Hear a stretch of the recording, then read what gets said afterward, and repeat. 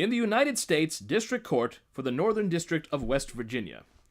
The Marshall County Coal Company, the Marion County Coal Company, the Harrison County Coal Company, the Ohio County Coal Company, Murray Energy Corporation, and Robert E. Murray, plaintiffs, the John Oliver, Charles Wilson, Partially Important Productions, LLC, Home Box Office, Inc., Time Warner, Inc., and Does 1 through 10. Defendants. Civil Action Number 17, CV 00099, Honorable John P. Bailey. Brief amicus curiae of the American Civil Liberties Union of West Virginia Foundation in opposition to plaintiff's motion for a temporary restraining order and in support of dismissal and Rule 11 sanctions. Table of contents. Interest of amicus curiae and required disclosures. Section 2, a brief history of plaintiffs' attempts to chill speech by abusing the legal system. Subsection A, plaintiffs frequently abuse the legal system to attack protected speech. Subsection B, the ridiculous case at hand. Section 3, anyone can legally say, eat shit, Bob. A. Subsection A, plaintiff's motion for a temporary restraining order is ridiculous. Courts can't tell media companies how to report, Bob. Section 1, all of John Oliver's speech was protected by the First Amendment. You can't sue people for being mean to you, Bob. Section 2, plaintiff's requested injunction is clearly unconstitutional. You can't get a court order telling the press how to cover stories, Bob. Subsection B, the court should dismiss this action and assess sanctions. Section 4, conclusion. Section 1, interest of amicus curiae and required disclosures. The ACLU-WV is a non-profit, non-partisan organization dedicated to the principles of liberty and equality embodied in the United States Constitution, the West Virginia Constitution, and our nation's civil rights laws. The ACLU-WV has long been dedicated to protecting the freedom of speech enshrined in the First Amendment to the United States Constitution and Article 3, Section 7 of the West Virginia Constitution. The ACLU-WV is requesting permission to file this brief in accordance with Federal Rule of Civil Procedure 29A. This brief was authored by staff counsel for the ACLU-WV, and no party, parties counsel, or other person authored any parts of the brief or contributed any money intended to fund preparing or submitting the brief. Plaintiffs are attempting to use this court as a vehicle to chill protected speech and silence the marketplace of ideas. For the following reason, the American Civil Liberties Union of West Virginia Foundation, ACLU-WV, respectfully requests the court deny plaintiff's motion for a temporary restraining order and preliminary injunction, plaintiff's motion, docket 1-1, and issue an order to show cause as to why this case should not be dismissed, and plaintiffs sanctioned. Section 2. A brief history of plaintiffs' attempts to chill speech by abusing the legal system. This case is about plaintiff Robert E. Bob Murray not liking a television program and somehow believing that that is a legally actionable offense. On June 18, 2017, defendant Home Box Office, Incorporated, aired an episode of Last Week Tonight with John Oliver, a satirical news program about current events. The main topic discussed in this episode was coal. Apparently because plaintiffs' delicate sensibilities were offended, they clutched their pearls and filed this suit. Although this brief pokes fun at the absurdity of this case, the legal issues raised by it are anything but comical. This lawsuit, and plaintiffs' frequent attempts to use our legal system to chill speech, threaten the fundamental right of the media to criticize public figures and speak candidly on matters of public concern. Speech on a matter of public concern occupies the highest rung of the hierarchy of First Amendment values and is entitled to speech protection. Connick v. Myers. Subsection A, plaintiffs frequently abuse the legal system to attack protected speech. It is a basic concept of free speech that you do not get to sue media organizations because you don't like their coverage. However, this is apparently a difficult concept for plaintiffs to grasp. It appears that Bob Murray's favorite hobby is suing and or threatening to sue people for making political statements he disagrees with. See Murray v. Tarley, dismissing defamation action. Murray v. Knight Ridder Incorporated, same. Murray v. TheHuffingtonPost.com Incorporated, same. Murray v. Chagrin Valley Publishing Company, affirming dismissal. Murray v. Moyers, dismissing defamation claim. Murray Energy Holdings Company versus Merger Market Incorporated, same. Murray Energy Holdings Company v. Bloomberg, same. Jonathan Peters, a coal magnate's latest lawsuit was tossed, but Ohio can do more to defend free expression, Columbia Journalism Review. After this long list of losses in Ohio, it appears that Bob Murray has now decided to try his luck with abusing West Virginia's court system. Subsection B. The ridiculous case at hand. Plaintiff's claim does not come close to stating a claim upon which relief can be granted. See the Federal Rules of Civil Procedure, page 12, B6. Among the myriad of entirely legal activities contained in plaintiff's petty list of grievances are the following. Defendants attempted to advance their biases against the coal industry and their disdain for the coal-related policies of the Trump administration, complaint docket 11 at paragraph 3. Defense employed techniques designed to embarrass plaintiffs at paragraph 5. Defendants childishly demeaned and disparaged Bob Murray and his companies, made jokes about Murray's age, health, and appearance, and made light of a tragic mining accident.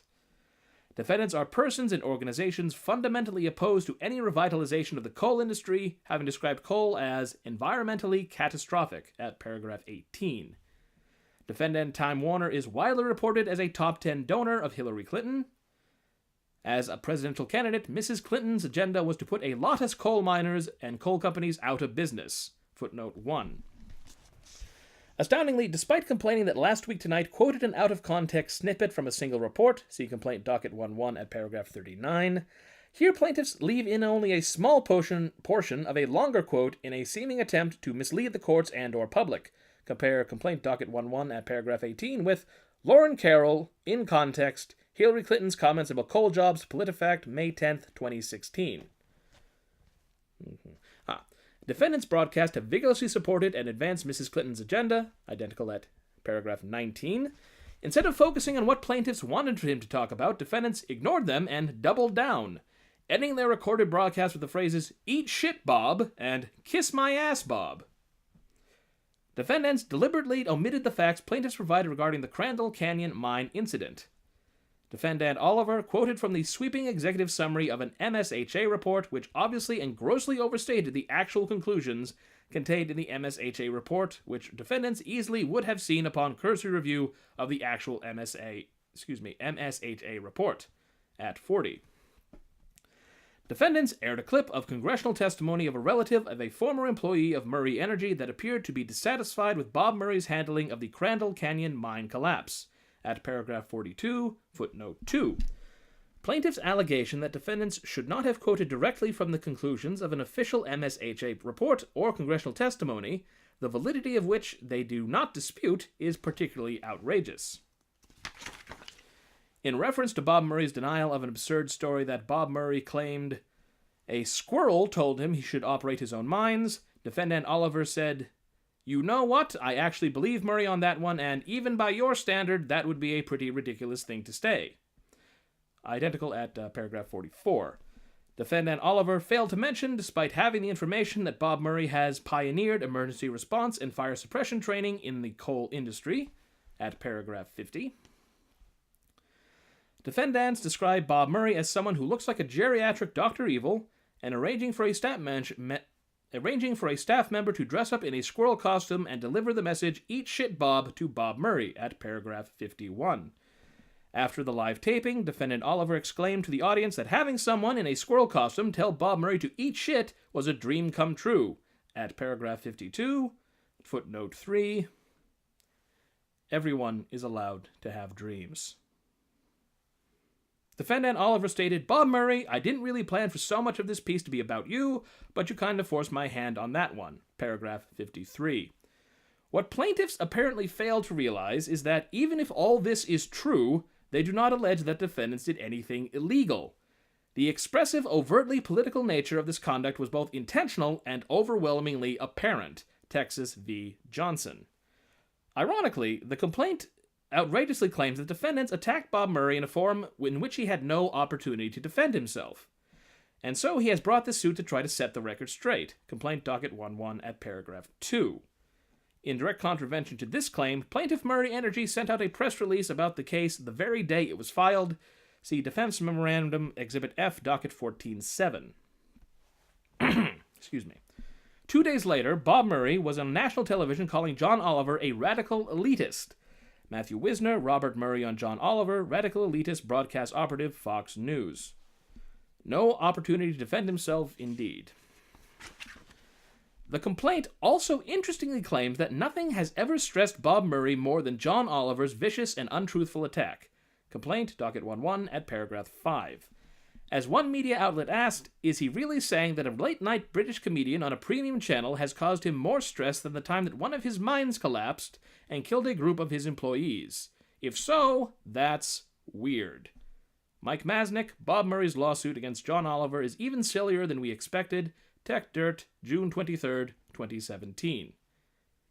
Section 3. Anyone can legally say, "Eat shit, Bob."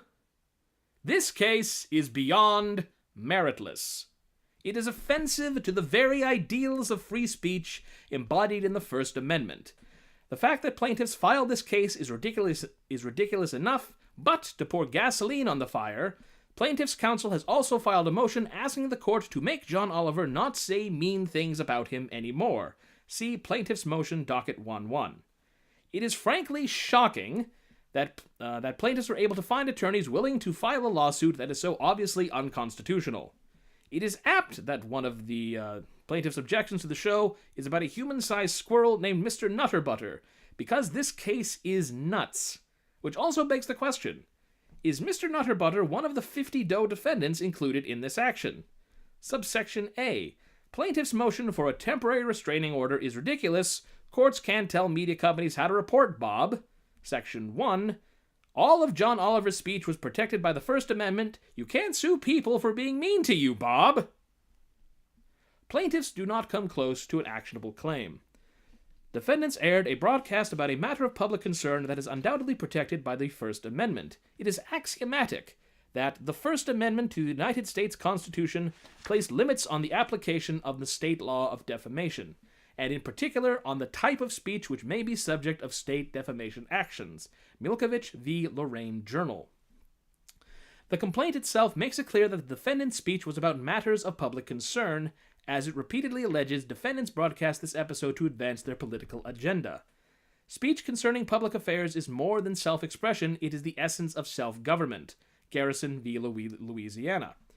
As such, plaintiffs must allege actual malice in order to maintain a claim for defamation. Cox Broadcasting Corporation v. Cohn.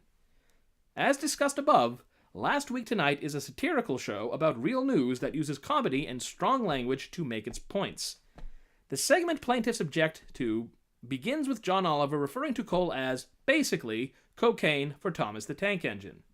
See unofficial transcript attached as Exhibit A at 1. Additionally, Bob Murray objects to being compared to Dr. Evil, a comical villain in the Austin Powers movie series, and Mr. Nutterbutter, a talking squirrel.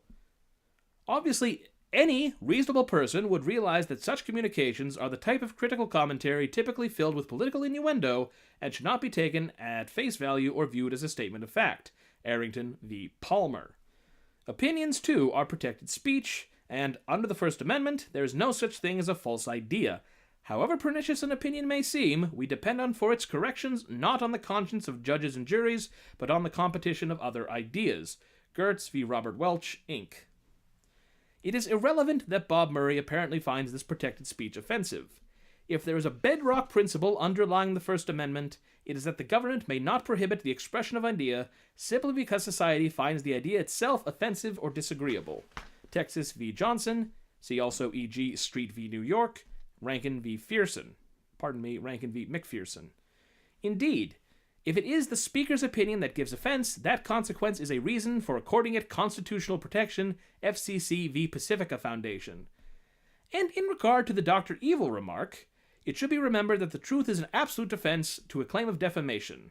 Crump v. Beckley Newspapers. Footnote 4. It should be noted that the very mean comparison arose from both a striking physical resemblance between the two characters and a statement by plaintiff's general counsel, with an uncanny similarity to statements made by a more youthful Dr. Evil. Compare coal operator Sue's Beacon Journal over portrayal of him in article, Athens News, January 29, 2001. Plaintiff's general counsel noting that although he could not legally demand $1 billion, the figure did reflect the potential damages of the article that gave rise to that suit. This can reasonably be interpreted to mean plaintiff's general counsel wanted to demand $1 billion. With Pierre Pavia, Dr. Evil in $1 million, YouTube, July 11, 2008, a young Dr. Evil demanding $1 million, $100 billion, and 1 billion gajillion fafillion shaba doodulilulum inaudible million yen.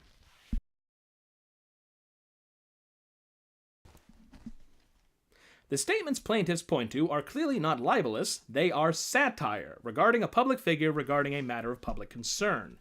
As a flamethrower himself, Bob Murray should not be shocked when his own fire occasionally inspires others to fire back. That is the very purpose of the marketplace of ideas. See generally Snyder v. Phelps. The place to disagree on important matters of public concern is the court of public opinion, not United States District Court. See Hustler Magazine v. Falwell. As one court has noted, one planning to engage in politics American style should remember the words credited to Harry S. Truman, "If you can't stand the heat, get out of the kitchen." Desert Sun Publishing Company v. Superior Court. See also E.G. Fletcher versus San Jose Mercury News. Statements calling a plaintiff a crook were merely rhetorical and hyperbolic language and not actionable. Arrington 97. Arrington 971. Plaintiff's requested injunction is clearly unconstitutional. You can't get a court order telling the press how to cover stories, Bob! For reasons passing understanding, in addition to filing this action, plaintiffs compounded the abuse to our justice system and filed a motion for a temporary restraining order and preliminary injunction. Plaintiffs request what they falsely deem the narrow and limited relief of a temporary restraining order, preliminary injunction, and gag order to restrain defendants during the pendency of this litigation from 1. Rebroadcasting the defamatory statements that are to the subject of plaintiff's complaint, and 2. Publicly discussing the substance of litigation. Memorandum in support of plaintiff's motion for temporary restraining order, plaintiff's memorandum, docket 11 at 2-1. Bob Murray thinks John Oliver was mean to him, and he doesn't want him to be mean again. While that is sad for Bob Murray, it is unconstitutional for a court to order such relief. With plaintiff's request for a 1. Prior restraint, 2. That is content-based, 3. On a matter of public concern, and 4. Related to a public figure, they have really hit the protected speech jackpot. The requested injunction, actually forbidding speech activities, is a classic example of a prior restraint. See Alexander v. United States. All prior restraints on expression are presumptively constitutional. Prior restraints on matters of public concern, even more so. See Organization for a Better Austin v. Keefe. To make matters worse, the requested injunction is also content-based in nature, and therefore must withstand strict scrutiny. See Doe v. Gonzalez. It is rare that a regulation restricting speech because of its content will ever be permissible. United States v. Playboy Entertainment Group. That is because, above all else, the First Amendment means that governments has no need to... That is because, above all else, the First Amendment means the government has no power to restrict expression because of its message, its ideas, its subject matter, or its content. Police Department of the City of Chicago v. Mosley. Plaintiffs argue that defendants will use their unique powers to access millions of West Virginians to bias the potential jurors who will determine their fate. See Plaintiff's Memorandum at 3. These special powers must include magic, because West Virginia has under 2 million residents. Footnote 5, United States Census Bureau estimating the West Virginia population to be approximately 1,831,102 as of July 1st, 2016. However, although defendants have said very little about this case, this has done nothing to stop press coverage of this frivolous litigation, possibly due to plaintiffs' press releases and appearances on Fox News. Where closure is wholly inefficacious, to prevent a perceived harm, that alone suffices to make it unconstitutionally impermissible, in Re Charlotte Observer. Subsection B. The court should dismiss this action and assess sanctions. Footnote 6. While of course following all the proper due process requirements. It is within the court's inherent authority to sua sponte issue an order to show cause as to why the case should not be dismissed and sanctions assessed. When a complaint lacks allegations based in fact and law as thoroughly as here, this strongly supports a finding of improper purpose justifying Rule 11 sanctions. See Cabell versus Petty. The primary purpose of Rule 11 is to deter future litigation abuse, such as the abuse of our legal system in which plaintiffs have engaged for well over a decade, in Re Kunstler. It is beyond comprehension that plaintiffs truly believe the speech at issue in this case to be actionable. In yet another libel case filed by the plaintiffs, the court noted that the article in question engaged in conjecture that Murray may have acted out of spite, which begs the response of, so what? Murray v. thehuffingtonpost.com. Emphasis in original. John Oliver was mean to you, Bob. So what? Section 4, conclusion. Humans dislike self-directed criticism. The tolerance within all of us can oversuppress speech which is otherwise useful to the speaker or the listener. Moore versus City of Kilgore. Bob Murray needs to be taught that our judicial system is simply not the place for harassment and petty grievances. The ACLU-WV therefore respectfully requests that this court deny plaintiff's motion for a temporary restraining order and issue an order to show cause as to why this case should not be dismissed and plaintiffs sanctioned. Respectfully submitted, Jamie Lynn Crofts, West Virginia Bar, ACLU of West Virginia Foundation.